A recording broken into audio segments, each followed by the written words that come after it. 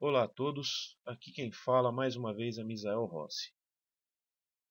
Eu recentemente participei de um hangout no canal do Rubens e na ocasião o tema que nós abordamos ali foi a questão dos aliens, dos nefilins e o Rubens me deu a oportunidade de passar o meu entendimento acerca do assunto e ali eu pude falar algumas coisas e é claro que é um assunto muito extenso, muito complexo. E, como sempre, isso traz muita especulação, né? Traz muitos comentários. Mas uma coisa é fato: tem se visto muito, hoje em dia, as pessoas buscando um entendimento mais pessoal do que está escrito na própria Bíblia, no que está escrito nas Escrituras. E tem se visto uma vontade por parte de muita gente de entender por si só aquilo que está escrito nas páginas desse livro. E muitas vezes isso é tido pelos religiosos como se nós estivéssemos cumprindo a profecia que está escrito na própria Bíblia, que muitos no fim dos dias iam apostatar, né? E isso é bem visível que os religiosos pensam assim, porque eu estive vendo alguns comentários lá no Hangout, depois que foi gravado, tudo, porque eu gosto de ver os comentários às vezes para poder saber o que o pessoal pensou a respeito, para ver se o pessoal, se alguém tem a mesma visão, o mesmo entendimento. Tem muita gente que às vezes acrescenta alguma coisa. E algumas pessoas dizendo lá, falando, pô, como pode? Não entende nada de Bíblia, porque está queimando a prefiguração de Moisés, uma vez que falou que Moisés não servia ao Criador, mas servia a um anjo caído, e uma série de fatores ali, né? E hoje eu me motivei a fazer esse vídeo aqui por conta de eu estar ouvindo, né? Eu tenho no carro gravado aquela Bíblia narrada por Cid Moreira e eu estava ouvindo o livro de Levítico, né? E ele leu um trecho do livro e teve um versículo em especial que me chamou a atenção dentro do capítulo 16. E logo eu já fui dar uma pesquisada para ver, porque eu já tinha ouvido falar de um nome que ele cita ali, mas eu não me recordava onde que era. E eu fui tentar entender melhor o significado desse versículo, né?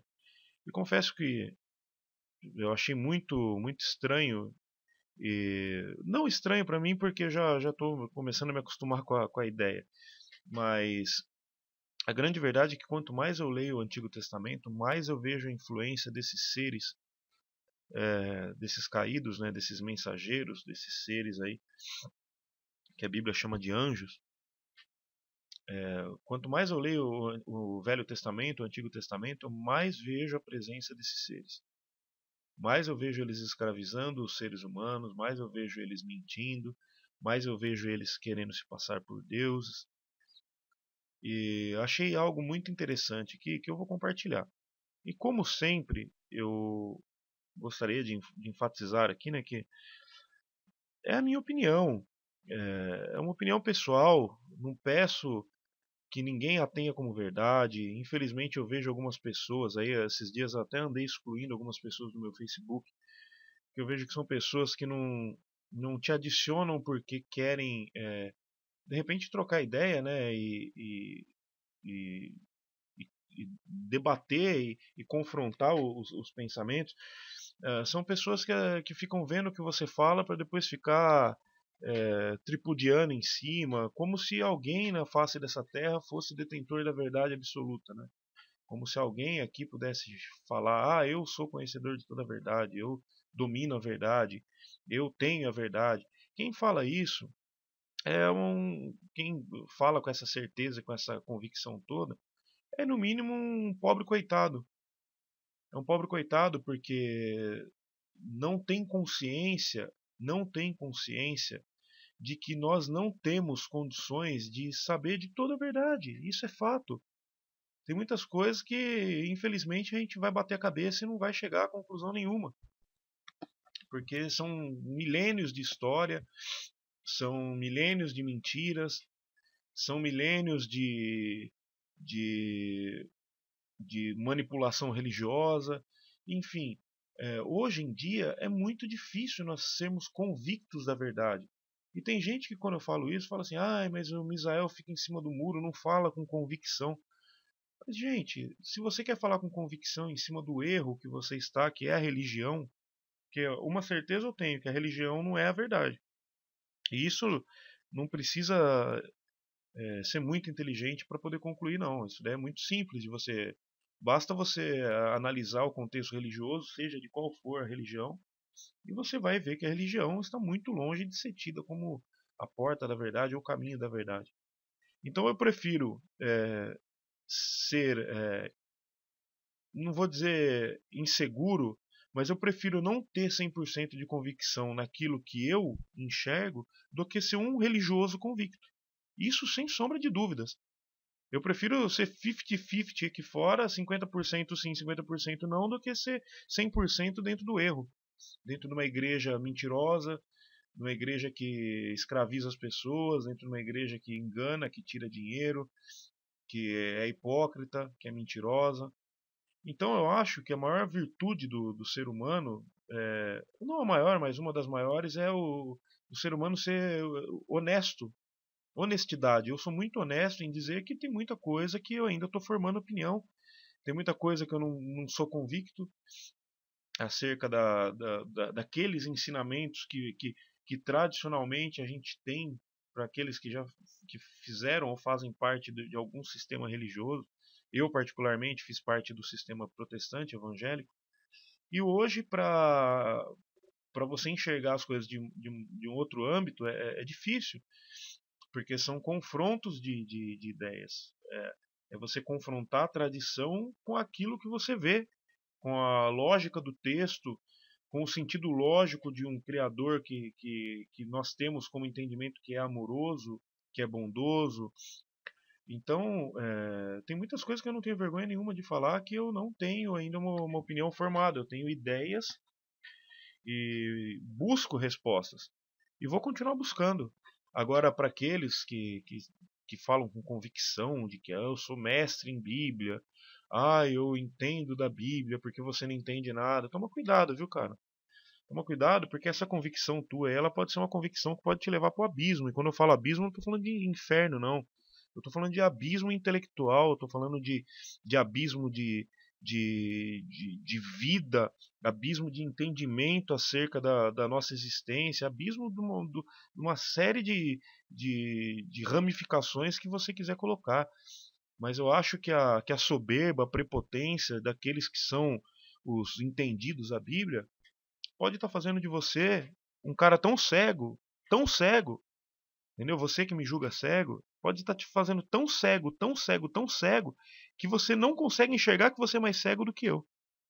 Então, tome muito cuidado com esse tipo de afirmação, esse tipo de prepotência, arrogância, porque eu acredito que, se tratando das coisas da criação, se tratando de Bíblia, de outros livros que tem aí, a gente deve ter cuidado, porque não é uma tarefa fácil. Por isso que cada vez que eu leio a Bíblia e cada vez que eu leio os livros apócrifos e por aí vai, eu vou tendo a convicção de que, principalmente a Bíblia, né, que é um livro religioso e foi tido como a palavra de Deus, eu tenho cada vez mais convicção de que esse livro não é a palavra de Deus.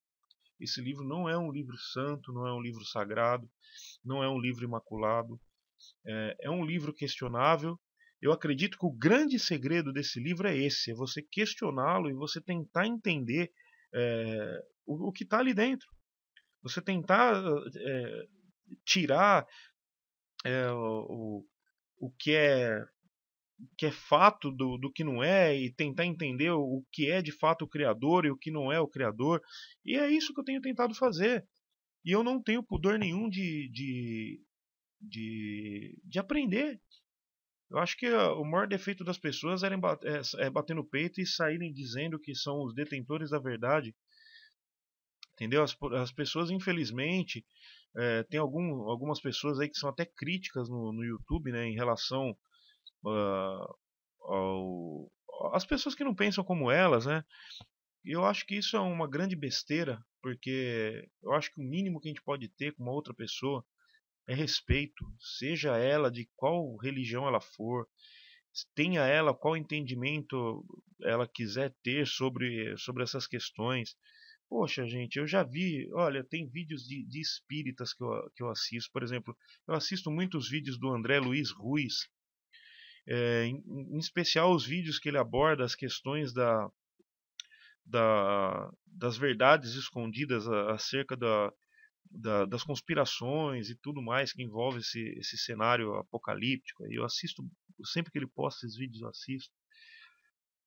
Eu assisto os vídeos do Jean Val Elan, apesar de eu não pensar da mesma forma que ele em vários aspectos. Eu assisto tantos vídeos de tantas pessoas diferentes e não critico e nem condeno ninguém por pensar de outras formas, entendeu? Eu só tenho a minha visão e o meu entendimento. E o meu entendimento, eu não recebo ele via informação de seres é, de outros mundos, como acontece com alguns que dizem receber. Eu não recebo informações de irmãos espirituais e etc. O meu entendimento eu tento formar naquilo que eu tenho, que é a Bíblia. E tem gente que fala assim, pô, mas contesta a Bíblia e vai ler a Bíblia. Mas eu só posso contestar se eu ler. Se eu não ler, eu não tenho como contestar. Como que eu vou contestar alguma coisa que eu não conheço? E como que eu posso validar também algo que eu não conheço? Agora, tem muita gente que infelizmente valida as coisas sem nenhum conhecimento de causa. Valida os textos, valida o ideal sem fechar o ciclo. Entendeu? Sem formar a casinha inteira. Entendeu? A pessoa forma a opinião dela porque aprendeu daquela forma, ouviu, é um mero repetidor, ouviu um monte de gente falar e sai repetindo. Muitas pessoas comentaram ali no Hangout que o que eu disse lá acerca dos nefilins já não é fato novo e que já tem gente que já fala isso há muito tempo, mas isso para mim é indiferente também, porque não é porque tem pessoas que começaram a falar acerca dos nefilins e dos alienígenas há muito mais tempo do que eu não posso expor a minha opinião. Da mesma forma que se daqui 30 anos alguém vier e começar a falar as mesmas coisas que eu e outros estamos falando, que pensam iguais, ele também não vai ter desmérito por causa disso. Entendeu? Então, isso não tem nada a ver. A pessoa pode expressar a opinião dela, mesmo que aquilo não seja algo novo. Pode ser que também não seja algo novo para você que já ouviu, mas tem muita gente que não ouviu ainda e que não teve essa, essa visão acerca desses fatos. Mas o grande fato para mim é que quanto mais eu leio, principalmente o Pentateuco, mais eu vejo a influência desses seres. Mais eu vejo a influência desses seres. E hoje eu estava ouvindo o livro de Levítico, no capítulo 16, estava ouvindo no carro, e algo me chamou a atenção. Em determinado versículo desse livro, foi narrado o nome de um personagem chamado Azazel. Azazel.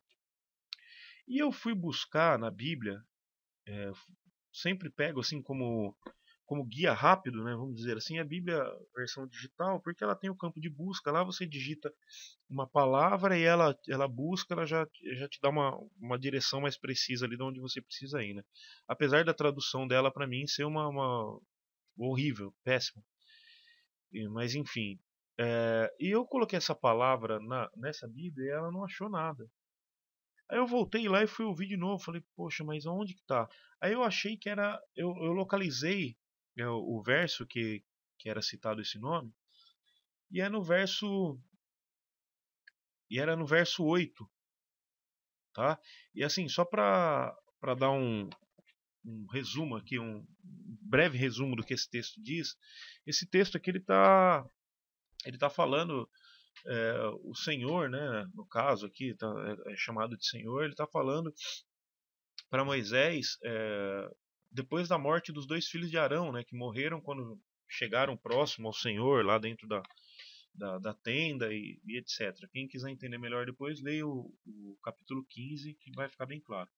Eu não vou esmiuçar isso aqui porque não é o propósito. O propósito é falar acerca do nome que eu vi aqui e mostrar que dentro da própria Bíblia existem fortes indícios de que quem estava na frente do povo de Israel eram os caídos, eram esses desertores, esses seres aí que se transfiguravam ou se vestiam de um personagem que não era eles, entendeu? Tudo isso para ganhar louvor e ganhar adoração e ganhar reverência do ser humano, né? Levar o ser humano cativo.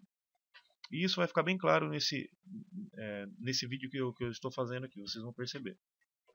Bom, o texto ele fala algumas coisas e tal, mas aí chegou no verso 8, que é o verso ao qual eu tinha ouvido o nome Azazel, e eu vim conferir nessa Bíblia aqui, e o texto diz assim, ó, e Arão lançará sortes sobre os dois bodes, uma pelo Senhor e outra pelo bode emissário. No lugar do nome Azazel, tinha, aqui tem os dois nomes, né, o bode emissário. Então foi substituído o nome Azazel por bode emissário. Tá? O que está acontecendo aqui? Aqui foi pedido para que fossem tomados dois bodes, né? E um deles fosse colocado em sacrifício ao Senhor, ou seja, o Deus do povo judeu aqui, né? Do povo hebreu. E o outro fosse feito, fosse levado vivo ao deserto para Azazel. E aqui nessa Bíblia nós temos aí escrito como bode emissário. Para que não haja dúvida sobre isso, eu vou abrir duas versões aqui, ó. Tá? Do lado esquerdo aqui, ó, do lado esquerdo, que eu tenho a versão católica. E do lado direito, eu tenho a versão da Sociedade Bíblica Britânica. Tá? Então eu vou ler aqui desde o começo do capítulo, até nós chegarmos aqui até a parte em questão, né? A parte que eu analisei antes na versão digital. Bom, vamos lá. Vou ler a versão britânica, tá? Falou Jeová a Moisés. Depois da morte dos dois filhos de Arão, quando se chegaram diante de Jeová e morreram. Perdão. Falou Jeová a Moisés depois da morte dos dois filhos de Arão, quando se chegaram diante de Jeová e morreram.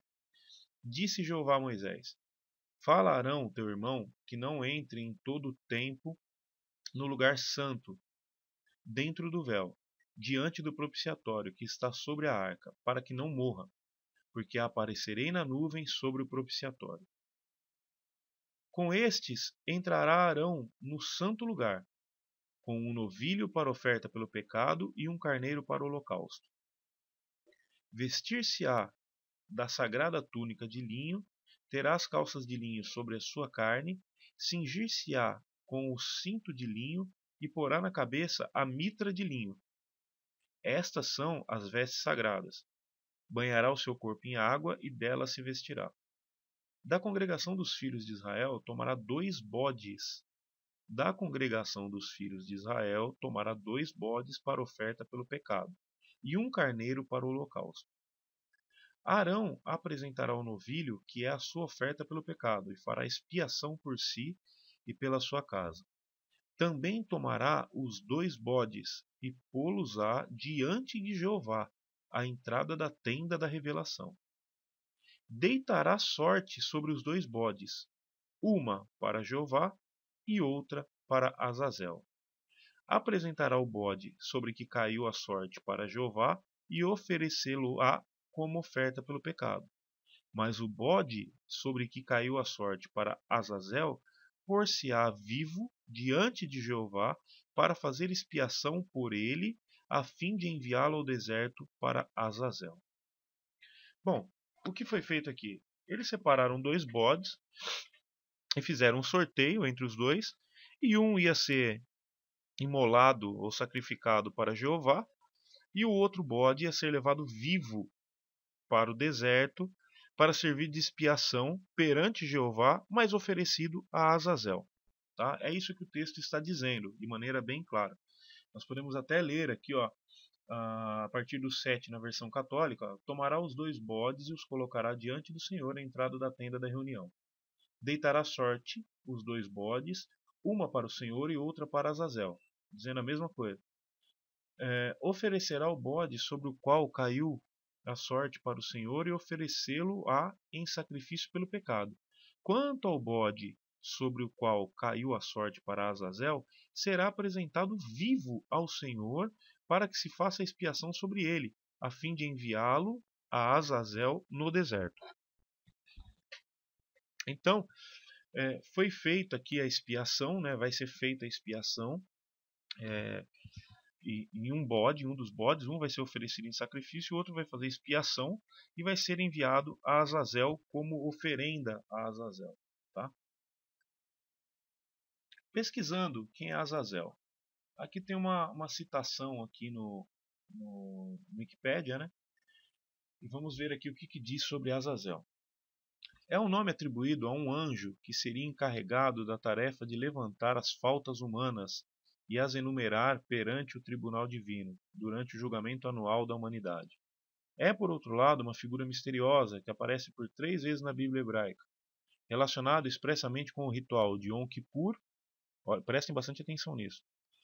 Relacionado expressamente com o ritual do Yom Kippur, que é um ritual, é uma celebração judaica, tá, gente? Quando na época do templo de Jerusalém, um bode era sacrificado para o Criador e o outro bode ofertado para Azazel, sendo esse último animal encaminhado ao deserto. Vocês podem ver que aqui pelo que diz o texto, é um entendimento hebraico, né? E diz que é um anjo que é encarregado de levantar as faltas humanas e as enumerar perante o tribunal divino, ou seja, é um anjo que ficaria ali anotando todos os pecados, todos os erros de cada ser humano e levando ali perante um tribunal divino, tá? E diz que ele aparece por 3 vezes, o nome dele aparece por 3 vezes na Bíblia hebraica e é relacionado expressamente com o ritual do Yom Kippur, que é uma festividade judaica, certo? Eu queria abrir aqui mais um documento aqui para vocês estarem dando uma olhada. Só um minutinho, vamos esperar abrir, porque é um PowerPoint, ele estava fechado há bastante tempo, ele demora para carregar. Esse artigo aqui que está em PowerPoint é de um teólogo que é da Igreja Adventista do Sétimo Dia, chamado Gilberto Teis, ou Teis, não sei como que se pronuncia esse sobrenome dele, mas acho que é Teis, Gilberto Teis. Porque aqui começa com um questionamento, né? Quem é Azazel? Aí tem algumas coisas que ele postou aqui que eu achei interessante. Ele diz assim, ó, para muitos evangélicos, os 2 bodes são símbolos de Cristo. Algumas observações. Azazel é o nome do lugar no deserto que o bode era enviado. Parte do judaísmo crê nisso. Esse é um entendimento que eles acreditam que o nome do lugar era Azazel, o lugar onde o bode era enviado. Tá? Observação B. Azazel é a combinação de 2 palavras. Az, que significa bode, e Azal, que significa ir embora, partir, emissário ou enviado. Observação: somente a massorética traz a palavra Azazel, e os outros trazem-a como bode emissário, certo? Então, antes dos textos massoréticos, é o que dá a entender aqui, né? Eu não sou perito em hebraico, mas o que dá a entender aqui, segundo as observações do professor aí, é isso daí. Que é antes dos massoréticos, a palavra, na verdade, era bode emissário, como nós vimos, inclusive, na própria Bíblia digital. Observação C. A posição mais viável, aqui começa a ficar interessante, é que Azazel é um símbolo para Satanás, antagônico para Deus, e usam os seguintes argumentos. Vamos lá. Argumentos. Primeiro argumento. Há um contraste entre Azazel e Javé. A equivalência requer que Azazel seja um ser pessoal, ou seja, uma sorte é para o Senhor e o outro é para Azazel. Isso sugere antagonismo. O que ele quer dizer aqui? Que Azazel seja um ser pessoal, ou seja, está se falando de duas pessoas. Quando lançou sorte ali nos bodes, quando fez o sorteio ali para ver para qual deles ia cada bode, eles estavam sorteando para dois seres. É isso que está dizendo aqui, entendeu? Né, na verdade, o texto não está falando desse entendimento que eu coloquei, mas está dando a entender que naquele momento ali o sorteio, quando foi lançado sorte ali, era para dois seres e não para dois lugares, entendeu? Um era Jeová ou Javé, ou Senhor, como está em algumas Bíblias, e o outro Azazel, que daí já quebra, já joga por terra a observação que nós vimos acima ali, que de repente no entendimento cristão, Azazel seria um lugar para onde esse bode iria. Então esse argumento aqui mostra que Azazel é uma equivalência de um ser pessoal, né? Segundo, na literatura pré-cristã, ele é identificado como um poder demoníaco. Terceiro, em Levítico 17:7, a palavra para demônio vem da palavra hebraica que significa bodes e cabras, ou seja, teoricamente a mesma raiz de Azazel. Quarto, na epigrafia hebraica, o lâmide preposicional indica propriedade, ou seja, para. Exemplo, é para. Isso pode indicar que um bode era para o Senhor e o outro era para Azazel. Indicação de posse. Exemplo, esse lápis é para João e este é para Marcos.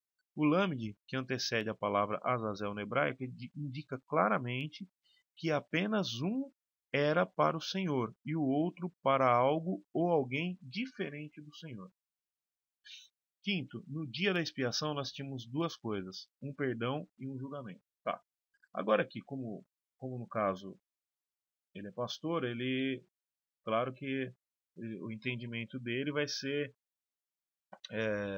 uma justificativa, vai ser um texto, um entendimento justificativo para validar aquilo que é óbvio, né? Aquilo que está escrito de uma forma clara e até pelo fato dos religiosos terem a tradição, né? E muitas vezes mesmo estudando mesmo se aprofundando ainda a tradição ainda cega e bloqueia o entendimento a ponto das pessoas não conseguirem se desvencilhar dessa mentira. Então o que acontece muitas vezes a pessoa ela traz o entendimento para um lado confortante, é aquele conforto. Ela tenta achar um conforto para ela não ter que brigar com o texto. Então ela tenta achar alguma desculpa ou algo que que venha, de fato, venha ser confortante para ela não ter que brigar, para ela não ter que olhar o texto e falar, pô, tem coisa errada nisso. Entendeu? E é exatamente o que ele faz, é que ele fala que, ó, se os dois bodes deveriam representar Jesus, como afirmam alguns evangélicos, então por que lançar sorte sobre os dois animais que eram idênticos? Até aí ele foi perfeito. O ato de lançar sorte mostra claramente o antagonismo entre os dois. É óbvio. Não seria necessário lançar sorte se os dois representassem a mesma pessoa, com certeza. O lançar sorte indicava um claro antagonismo entre os dois animais. Por isso que um era a exemplo de Cristo para derramar o sangue e o outro era exemplo de Satanás no milênio morrer às mínguas pela desolação e infortúnios do juízo. Aí que eu falo que vem o entendimento para servir de conforto, né? Para não ter que brigar com o texto e não ter que se aprofundar e descobrir que tem sujeira debaixo do tapete aí. O bode que representava Cristo era exatamente o único a ter o sangue derramado. Paulo reforça esse pensamento ao declarar que sem derramamento de sangue não há remissão. Aí eles já começam a pegar texto isolado para validar sacrifício e uma série de outras coisas. Se o bode para Azazel não tinha o sangue derramado, esta é outra clara evidência que ele não possuía representação redentora. Tá. Eu acho sinceramente, eu acho um absurdo assim, esse entendimento desse pastor, porque entrou um ar generalista nas pessoas em termos de entendimento de sombra, que antigamente a sombra da imolação do cordeiro representava o Messias. Aí depois começaram, para justificar os sacrifícios, começaram a falar que a rolinha representava o Messias, que o novilho representava o Messias, que a pomba representava o Messias, e agora até o bode representa o Messias. Então o bode Não importa que são dois bodes, o que importa é que um derramou sangue, então é o Messias. É isso que eles usam como texto. Então, assim, se o Messias era o cordeiro, se o Messias é o bode, então os caras não podem nem reclamar da maçonaria, porque se a maçonaria adora o bode, então eles estão no caminho certo. Então, assim, esses caras eles começam a bater cabeça e começam a entrar em contradição, porque o fato é que são dois bodes. E se o próprio bode, que é a representação aí que muitas pessoas usam como a própria representação da figura de Satanás e, e uma série de outras coisas aí, como que o bode pode estar representando e pode ser, só porque derramou sangue, porque foi imolado, pode ser representação do Messias? Então fica difícil de entender, né? Da mesma forma que dizem que a serpente levantada no deserto é a representação do Messias. Então se o Messias representa a serpente, representa o bode, daqui a pouco vão achar um dragão aí também, vão falar que é a representação do Messias. Então, meu amigo, Satanás ele tá perdendo de 10-0 pro Messias, porque antes ele era o bode, ele era a serpente, ele era o dragão. Isso pela própria Bíblia. E agora o Messias já é tudo isso, então eu já não sei mais quem é Messias e quem é Satanás, e virou uma Babilônia desgraçada. Virou uma bagunça. Já não dá para entender, tá? Isso tomando por base as observações desse pastor aí, né, que fez esse estudo sobre quem é Azazel. Só que o que esse pastor poderia ter feito, e eu acho que seria muito mais proveitoso, e é aí que eu falo que a tradição ela acaba impedindo às vezes a gente de enxergar as coisas de uma outra forma, porque pela tradição, esse livro que eu estou com ele aberto na minha frente, aqui, que é o livro de Enoque, pela tradição religiosa, esse livro é um livro herege, principalmente pela tradição cristã, porque no judaísmo ele é até bem aceito, entendeu? Apesar de que pelo jeito os judeus não entendem ele, porque se entendessem não serviriam esses deuses que eles servem até hoje. Mas se o pastor ali em questão ele tivesse gastasse um tempinho lendo esse livro, ele ia perceber que aquele fato que está acontecendo ali, aquele sacrifício do bode, na verdade é para o próprio anjo caído. Tá? Olha só o que diz aqui o livro de Enoque. Aqui no capítulo 68, está falando sobre o julgamento dos anjos, né? Que foram ao todo 200 anjos. Eu uso a palavra anjos para que seja entendido é, por todos que ouvem, né? Porque infelizmente a palavra anjo ela ainda leva ao entendimento daqueles seres com as asinhas e tal, mas são os mensageiros, são os seres que vinham de outro mundo e eram mensageiros do Criador, eram seres que trabalhavam pro Eterno, entendeu? Como se fossem soldados dele, né? Depois do julgamento, está escrito aqui, depois deste julgamento, eles estarão assombrados e irritados, pois serão exibidos aos habitantes da terra. Eis o nome desses anjos mensageiros. Então são esses os seus nomes. O primeiro deles é Samiasa, o segundo é Arsticapfa, o terceiro é Armém, o quarto é Cacabael, o quinto é Turuel, o sexto Rumiel, o sétimo Daniel, o oitavo Cael, o nono Baraquel, o décimo Azazel. Perdão. O décimo é Azazel. Então nós vemos aqui o nome do ser que receberia um dos bodes ali ao qual foi lançado sorte. Esse ser, esse anjo, é um dos anjos que faziam parte da liderança do movimento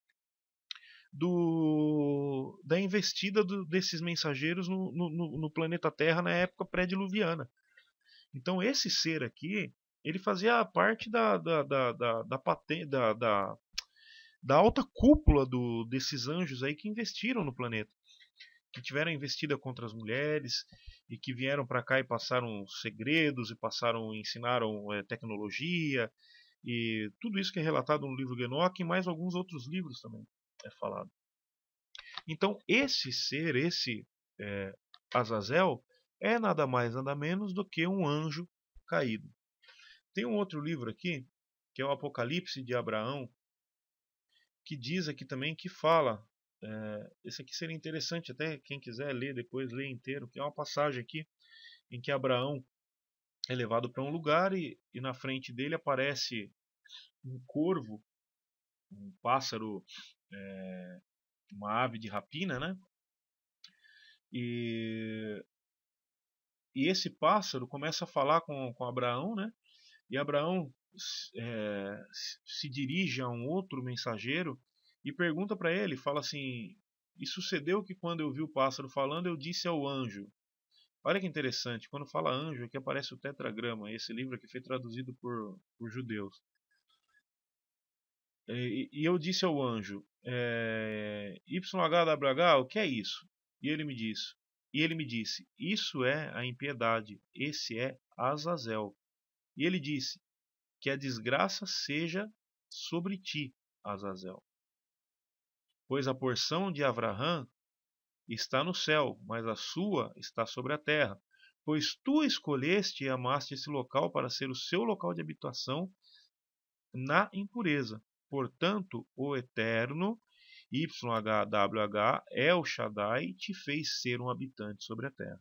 É mais uma confirmação daquilo que está escrito em Enoque, que Azazel é um dos anjos ou um dos mensageiros que optou por viver entre os homens, que optou por estabelecer a sua morada aqui, que ele refutou, ele não quis a condição dele de mensageiro mais. Ele não quis, ele abriu mão, entendeu? Ele não quis, ele abriu mão da morada celeste, abriu mão da sua condição de ser diferenciado e se misturou com os humanos. E pelo que nós entendemos no livro de Enoque, eles tinham uma regra que eles não podiam fazer isso, que eles são seres diferentes de nós. Então foi isso que o tornou um nefilim, né? Tornou um ser caído.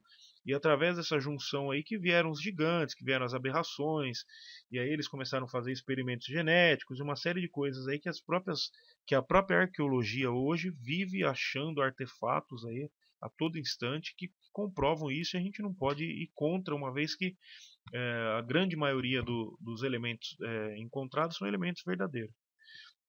Então, meus amigos, fica claro aí, mais uma vez, em um texto da Bíblia, em um livro do Pentateuco, a influência desses seres. Tá? Eu gostaria muito que as pessoas, como eu disse no começo, não tivessem isso como verdade absoluta, porque é uma opinião minha. Mas para mim, Misael, quanto mais eu leio o Pentateuco, mais eu vejo a influência desses seres. E aos poucos eu estou lendo, aos poucos eu estou indo, pegando, pesquisando. Eu ainda não sei até onde chegou a influência deles. Eu ainda estou por descobrir. Não tenho medo de descobrir. Eu vou até onde eu conseguir ir. Tá? Mas uma coisa é certa, quanto mais eu leio, mais eu vejo a influência desses seres no nosso mundo, na raça humana, na existência, no passado. E é por isso que hoje eu tenho certeza que esses sinais que acontecem nas igrejas, principalmente, em especial na igreja evangélica, mas também nós temos aí é, fatos sobrenaturais no espiritismo, dentro das religiões africanas lá, né? Que são as religiões do candomblé, essas religiões em geral aí eu não sei os nomes ao certo, mas é o candomblé e por aí vai. E dentro do próprio catolicismo também, que tem esses estigmas, né? Pessoas que aparecem com estigmas e santos que muitas vezes choram, e aparições aqui, aparições ali. Eu não tenho dúvidas de que esse mover que é tido na igreja evangélica como um mover do Espírito Santo, que esses milagres, que essas enganações, elas são feitas por esses seres. Esses seres hoje, eles fazem no nosso planeta a mesma coisa que fizeram lá atrás. E com isso, eles levam cativos aqueles que acreditam neles. Aqueles que os têm como deuses, como criadores, né? Quando na verdade não são, quando na verdade são seres que se aproveitam de um conhecimento superior, que se aproveitam de uma condição diferenciada, que se aproveitam de que nós perante eles nós somos crianças, né? Nós somos crianças, somos bebês perante o conhecimento que esses seres têm. Então eles se aproveitam dessa condição e fazem o ser humano de verdadeiros idiotas. Então é importante que você, que me escuta, que está assistindo esse vídeo, né, que está vendo esse vídeo, coloque isso na balança. Comece a pesar, não deixe que a tradição faça você aceitar que tudo que está no Velho Testamento é o Criador. Porque senão você vai chegar num ponto que você vai ver que esse Criador é bipolar, porque uma hora ele fala uma coisa, outra hora ele fala outra. É por isso que nós temos uma discrepância gigante, nós temos um abismo de distância entre o Deus do Antigo Testamento e o Messias do Novo Testamento. Então é importante que você pelo menos avalie essa possibilidade. Você pelo menos leve em consideração que isso possa ser de fato possível. E se você fizer isso, acredito que de repente muitas coisas podem começar a ser respondidas. É claro que isso dentro de uma perspectiva de um entendimento pessoal meu, tá? Pessoal meu, não afirmo que isso é verdade ou não. Dentro da minha perspectiva de pensamento, é algo que eu encaro com muita naturalidade, vejo uma lógica muito grande e acredito que de fato seja isso que tenha acontecido. Influência direta dos seres de outras dimensões, se passando por Deus. Isso a gente vai abordar mais na continuidade da série Nefilim Anunnaki.